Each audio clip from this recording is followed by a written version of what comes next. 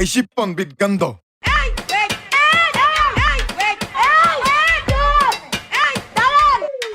It's my turn.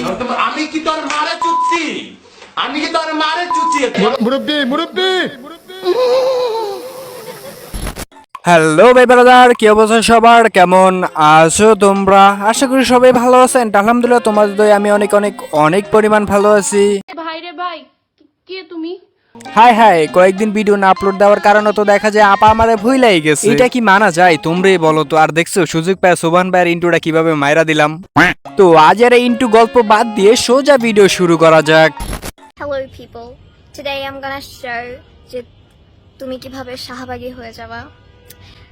দেখো তুমি কিভাবে শাহবাগী হইছো কিংবা গোয়া মারা খাইছো তা এই ভিডিওতে দেখবো না, কারণ তোমার ছোট কিছু দেওয়া হবে না, তোমার দরকার বড় কিছু, যা আমি নেক্সট ভিডিওতে আনার চেষ্টা করব। তো এখন কথা হলো, শুনলাম তুমি নাকি অনেকেরই ক্রাশ, কারণ শাহবাগীরা তো কারো ক্রাশ হইতে পারে না। যাক তোমার মুখ থেকে শোনা যাক, আসলে কি তুমি শাহবাগী? সরি, শাহবাগী। এখন আমি শাহবাগী।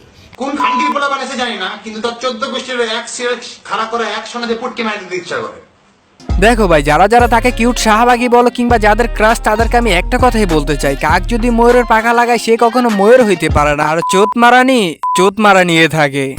মানে যারা বিরোধিতা করে তারা বলছে যে সকল অধিকার তারা পাচ্ছে সমানভাবে। তাই আমি এখান দিয়ে হেঁটে যাবো, আপনি নিরাপত্তা দিতে পারবেন আমার, যে কেউ বোম মারে উড়াই দেবে না?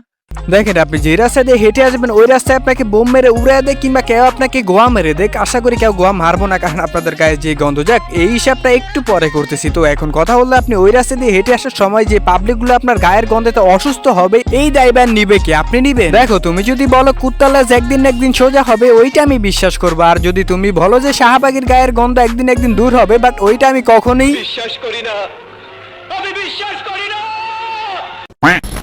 দেখো, শাহবাগীদের গায়ের গন্ধের সাথে সাথে আরো কিছু খারাপ দিক আছে। যেমন ধরো, কারো যদি হাগা হয় না, নামা আন্দোলন। কারো যদি কাস্টমার টাকা কম দেয়, নামা আন্দোলন। খরস্তে বেশ্যাগিরি, আবার আন্দোলনের স্লোগান দেয়, চেয়েছিলাম নিঃশা হয়ে গেলাম বেশ্যা, চোত মারানি। আমরা সবাই শাহবাগী। ও হ হ হ, শাহবাগী। আমার দেখা বেস্ট কয়েকজন কন্টেন্ট ক্রিয়েটরের ভিতরে এক হলো ওমর অন ফায়ার, যে কিনা অন্যায়ের বিরুদ্ধে কথা বলতে এক বিন্দু পরিমাণও ভাবে না। আশা করি ওমর ভাই আপনি অন্যায়ের প্রতিবাদ করতেই থাকবেন, আর সামনের দিকে আরো ভালো কিছু দেখার আশায় আছি আপনার থেকে।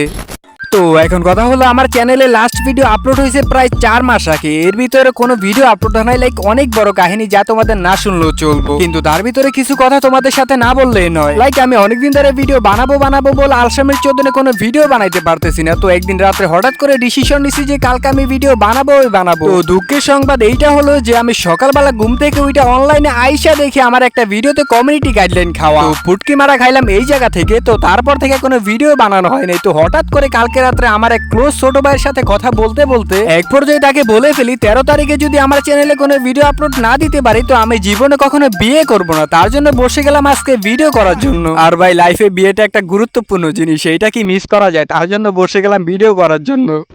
তো যাই হোক, সর্বশেষ এখন কথা হলো এইটা যে 4 মাস পর ভিডিও করার জন্য বসছি। তো ভিডিওতে কি পক করছে আমি নিজেও জানি না। তো যারা যারা এই ভিডিওটা দেখতেছো তারা একটা লাইক একটা কমেন্ট করে যাও, হয়তো পরবর্তীতে ধামাকাদার একটা ভিডিও নিয়ে দেখা হইতে পারে। আর ভাই, এমনিতে আইডিতে কমিউনিটি গাইডলাইন খাওয়া, আরো অনেক লেটে ভিডিও আপলোড করতেছি। আমার মনে হয় এই ভিডিওতে কোনো রিচে হবে না। তো দেখা হবে পরবর্তী ভিডিওতে, ততক্ষণের জন্য আল্লাহ হাফেজ।